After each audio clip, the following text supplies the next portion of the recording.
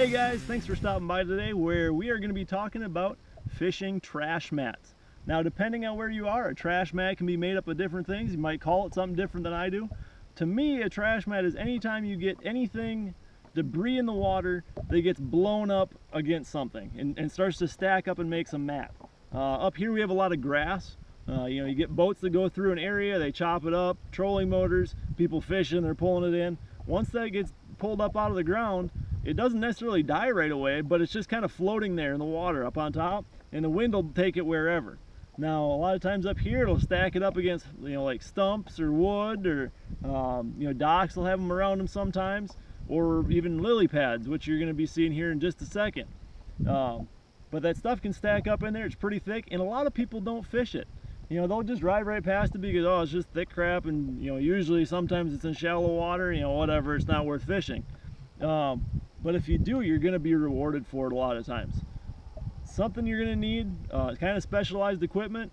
You're going to need a flipping stick, frogging rod, something with a heavy power to get those fish out of there, because these mats will get pretty thick and there's nothing holding them down. So when you get that fish on, you start pulling them out of there, you can pull half the mat with it, and you got 20-30 pounds of grass with a 3-pound fish or less, even.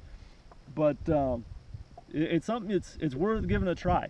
To do this, like I said, you're going to need the extra or heavy action rod or heavy power rod. I'm sorry about that.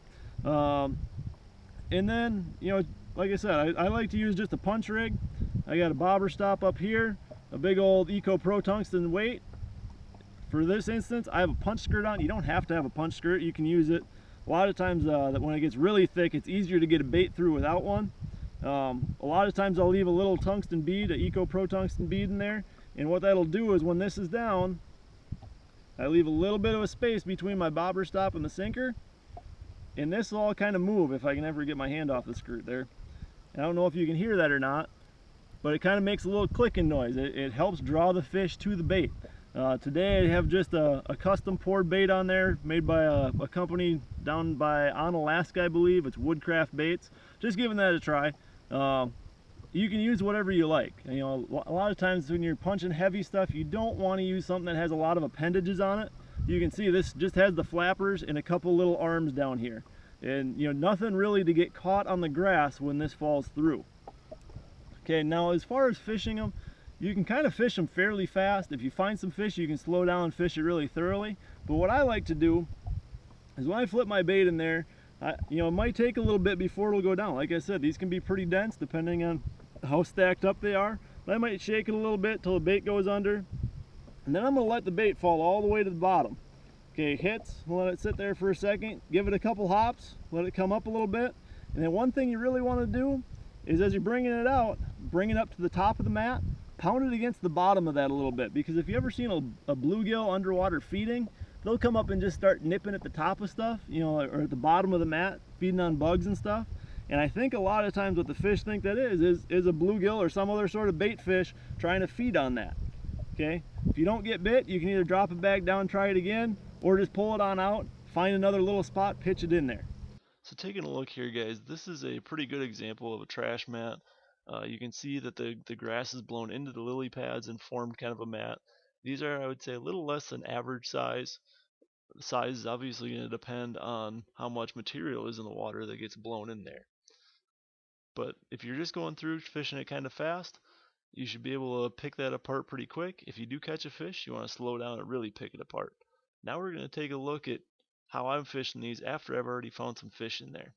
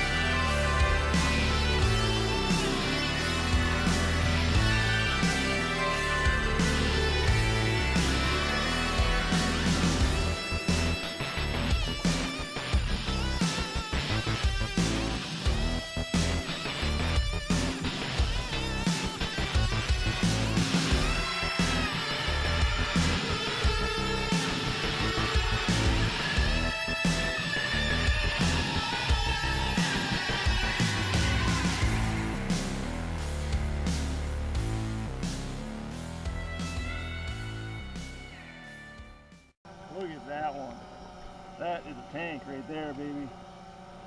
Woo!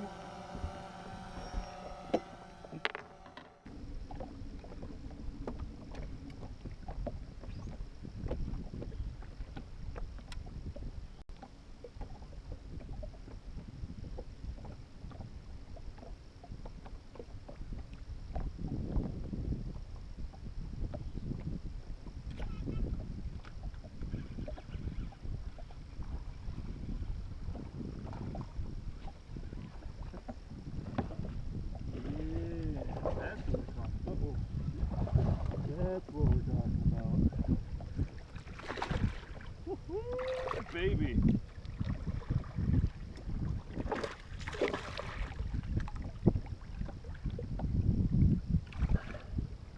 I believe Roland would say, son. That's what we're talking about right there.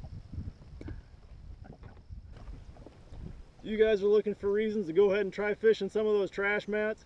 Here's two pretty darn good ones.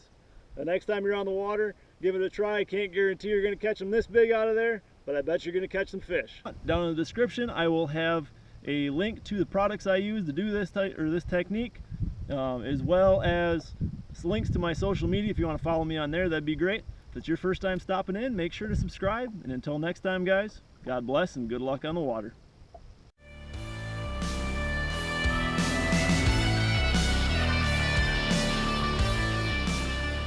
Sometimes you get them like that. You just never know until you pull them out of there.